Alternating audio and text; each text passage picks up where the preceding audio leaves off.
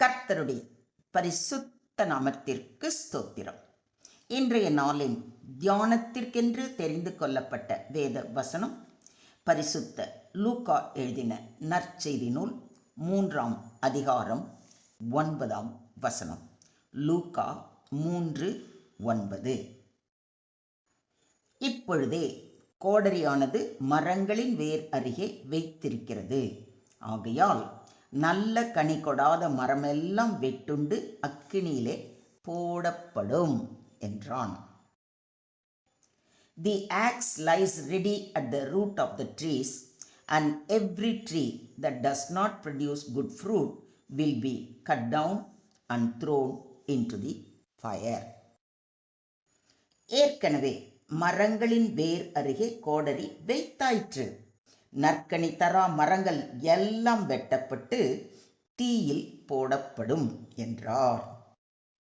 ஆமென். இன்றைய தியான வசனம் யோவான் ஸ்நானனின் போதனைகளில் முக்கிய போதனையாகும். யூதர்கள் தாங்கள் ஆபிரகாமின் சந்ததியினர் என்பதால் தானாகவே தேவனுடைய மக்கள் என்று நினைத்து கொண்டனர். ஆனால் யோவான் இது போதாது, உங்கள் வாழ்க்கையில் மனம் திரும்புதல், நீதியுள்ள நடத்தை, தேவனுக்கு பிடித்த கனிகள் தேவை என்று எச்சரித்தார். அதே எச்சரிக்கையை இன்று நம் ஒவ்வொருவரையும் பார்த்துதான் சொல்கிறார். இந்த எச்சரிக்கையின் அவசியத்தையும் நாம் நம்முடைய வாழ்க்கையில் என்ன மாற்றங்கள் அவசியம் என்பதை குறித்தும் சற்று நேரம் தியானிப்போம். கோடரியானது மரங்களின் வேரருகே வைத்திருக்கிறது என்று சொல்லப்பட்டிருப்பதை கவனியுங்கள். கோடரி என்பது தீர்ப்பின் சின்னம். மரத்தின் வேர் அருகே வைக்கப்படுவது என்பது அவசரத்தையும் இறுதி எச்சரிக்கையையும் குறிக்கிறது. வேர் அருகே வைக்கப்பட்ட கோடரி என்றால் வெட்டப்படுவது தவிர்க்க முடியாத நிலை. அதாவது தேவனுடைய தீர்ப்பு தாமதமின்றி நெருங்கிவிட்டது என்பதை குறிப்பிடுகிறது. இங்கே மரம் என்பது ஒரு மனிதன் அல்லது ஒரு ஜாதி என்பதை குறிக்கிறது. தேவன் நம்மை நட்டுள்ளார். நோக்கம் நல்ல கனிகளை, அதாவது நீதிமான் ஆன வாழ்வு, மனம் திரும்புதல், பவித்திரம் ஆகிய நல்ல கனிகளை கொடுக்க வேண்டும். நல்ல கனிகளை தராமல் வெறும் இலைகள், அதாவது வெளிப்படையான மத வழக்கம், பெயரளவிலான விசுவாசம் மட்டுமே இருந்தால் அது பயனற்ற மரமாக கருதப்படும். கனி என்பது மனம் திரும்புதலின் சான்றுகள், விசுவாசத்தின் சான்றுகள், நீதியின் செயல்கள், அன்பு, கருணை, பரிசுத்தம், தேவனுடைய வார்த்தைக்கு கீழ்ப்படியும் தாழ்மை. வெறும் நம்பிக்கையின் பெயரால் அல்ல, வாழ்வில் வெளிப்படும் கனி முக்கியம். நல்ல கனி கொடாத மரம் வெட்டுண்டு அக்கினியிலே போடப்படும். Cut down and thrown into fire. தேவனுடைய தீர்ப்பு கனியில்லாத வாழ்க்கைக்கு எதிராக இருக்கிறது. பயனற்ற மரம் எரியூட்டத்துக்கே பயன்படும். இங்கே அக்கினி என்பது நித்திய தண்டனை அல்லது தீர்ப்பின் நெருப்பு என்பதை குறிக்கிறது. இதன் மூலம் இறுதி காலத்தில் தேவனுடைய நீதி தீர்ப்பு நிச்சயம் என்பதை யோவான் வலியுறுத்துகிறார். நல்ல கனி கொடாத மரமெல்லாம் வெட்டுண்டு அக்கினியிலே போடப்படும் என்று நம்முடைய ஆண்டவராகிய இயேசு கிறிஸ்து கூறுவதை மத்தேயு 7:19 வாசிக்கிறோம். கிறிஸ்தவ வாழ்க்கையின் உண்மையான மதிப்பு வெளிப்படும் கனிகளில்தான் இருக்கிறது. என்னில் கனி கொடாதிருக்கிற கொடி எதுவோ அதை அவர் அறுத்து போடுகிறார். கனி கொடுக்கிற கொடி எதுவோ அது அதிக கனிகளை கொடுக்கும்படி அதை சுத்தம் பண்ணுகிறார் என்றும் நம்முடைய ஆண்டவராகிய இயேசு கிறிஸ்து கூறுவதை யோவான் 15:2 வாசிக்கிறோம். கிறிஸ்துவோடு இணைந்திருப்பதே கனியுள்ள வாழ்க்கையின் ரகசியம். நானே திராட்சை செடி, நீங்கள் கொடிகள். ஒருவன் என்னிலும் நான் அவனிலும் நிலைத்திருந்தால் அவன் மிகுந்த கனிகளை கொடுப்பான் என்று கூறுவதை யோவான் 15:5 வாசிக்கிறோம். நாம் தேவனோடு இணைந்து அவரது வார்த்தைகளை அனுதினமும் வாசித்து தியானித்து அதன்படி நடக்கும் பொழுதுதான் ஆவியின் கனியாகிய அன்பு, சந்தோஷம், சமாதானம், நீடிய பொறுமை, தயவு, நற்குணம், விசுவாசம், சாந்தம், இச்சையடக்கம் ஆகிய அனைத்து நற்பண்புகளும் நம் உள்ளத்தில் ஊற்றெடுக்கும். நம்மில் வெளிப்பட வேண்டிய உண்மையான கனிகள் இவையே. இதை விசுவாசிக்கிறீங்களா?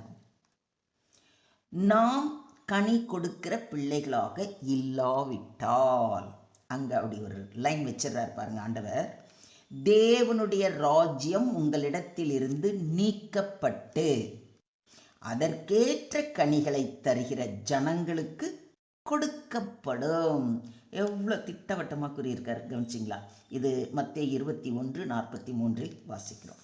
கனி தராதவர்களிடம் இருந்து ஆசீர்வாதமும் சுகீர்தமும் எடுத்து கொள்ளப்படும் என்று சொல்லியிருப்பதை தயவு செய்து மறந்து விடாதீர்கள்.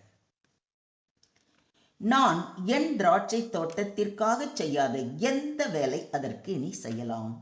அது நல்ல திராட்சை பழங்களை தரும் என்று நான் காத்திருக்க அது கசப்பான பழங்களை தந்ததென்ன என்று நம்மை பார்த்து தேவன் கேட்கும் நிலையில் நாம் இருக்கிறோமா? சற்றே சிந்தித்து பாருங்கள்.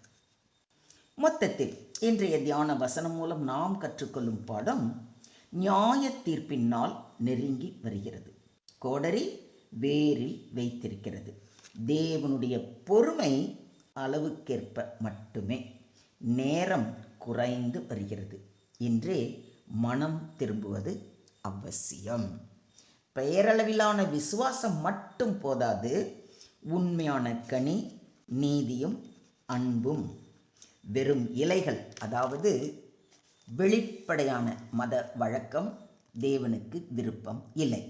தேவன் நம்மிடம் எதிர்பார்ப்பது ஆவியின் கனிகள், நற்கிரியைகள், அன்பில் நடத்தல். தேவனுடைய எச்சரிக்கை மற்றும் முடிவு வெட்டுண்டு அக்கினியில் போடப்படும். தேவனுடைய தீர்ப்பு நிச்சயம்.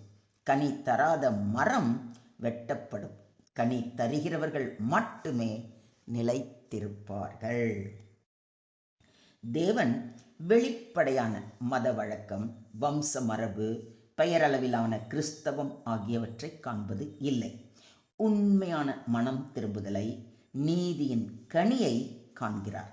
இன்று நமக்குள் நாமே கேட்டுக்கொள்ள வேண்டிய கேள்விகள்: தேவனுக்கு முன்னால் நான் கனி உள்ளவளாக இருக்கிறேனா? என்னுடைய வாழ்வில் நீதியும் அன்பும் வெளிப்படுகிறதா? அப்படி இல்லை என்றால் கோடரி வேரில் வைத்திருக்கிறது. நாளை அல்ல, இன்றுதான் அவசரமான நாள். சிந்தியுங்கள், செயல்படுங்கள். சுருக்கமாக சொல்வதானால், இன்றைய தியான வசனம் நமக்கு அறிவுறுத்துவது உண்மையான மனம் திரும்புதலுடன் தேவனுக்கேற்ப வாழ்ந்து நீதியினாலும் அன்பினாலும் கனிகளை தர வேண்டும் என்பதுதான். இன்றே அவர் பாதம் பணிவோமா? ஸ்தோத்திரம் ஆண்டவரே, ஸ்தோத்திரம் கர்த்தாவே, ஸ்தோத்திரம் ஸ்தோத்திரம் ஸ்தோத்திரம். துதிகளின் மத்தியில் வாசம் செய்யும் எங்கள் தேவாதி தேவனே, உம்மை நன்றியோடு துதிக்கிறோம், ஸ்தோத்திரிக்கிறோம் அப்பா. கர்த்தாவே, உம்முடைய வார்த்தை இன்று எங்களுக்கு மிக பெரிய எச்சரிக்கை ஆண்டவரே. நாங்கள் உமது தோட்டத்தில் நட்ட மரமாக இருக்கிறோம். ஆனால் எங்கள் வாழ்க்கை உண்மையில் நல்ல கனிகளை தருகிறதா? எங்களுக்கே புரியல ஆண்டவரே. நாங்கள் உம்முடைய பிள்ளைகளாக, உம்முடைய சித்தத்துக்கு கீழ்ப்படிந்து நடக்கிற பிள்ளைகளாக இருக்கிறோமா என்று எங்களை நாங்களே கேட்டுக்கொள்ள வேண்டிய நிலையில் இருக்கிறோம். எங்களது பலவீனங்களை மன்னித்து உமது பரிசுத்த ஆவியால் எங்களை பலப்படுத்தி நீதியிலும் அன்பிலும் ஆன்மீக கனிகளிலும் நிறைந்தவர்களாக எங்களை மாற்றும் ஆண்டவரே.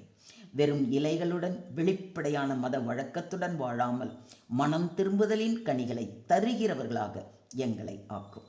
உம்முடைய நாமத்திற்கு மகிமை உண்டாகும்படி எங்கள் வாழ்வு உமக்கேற்ற கனியுள்ள மரமாக மாற இன்றே எங்களை முற்றிலுமாக தாழ்த்தி உம்முடைய கரங்களிலே ஒப்பு கொடுக்கிறோம். நீங்க பொறுப்பெடுத்துக்கோங்க, நீங்க வழி நடத்துங்க. எல்லா துதியும், எல்லா கனமும், எல்லா மகிமையும் ஒருவருக்கே செலுத்துகிறோம். மீட்பர் இயேசுவின் மூலம் ஜெபம் கேளும் எங்கள் ஜீவனுள்ள தகப்பனே. ஆமென்.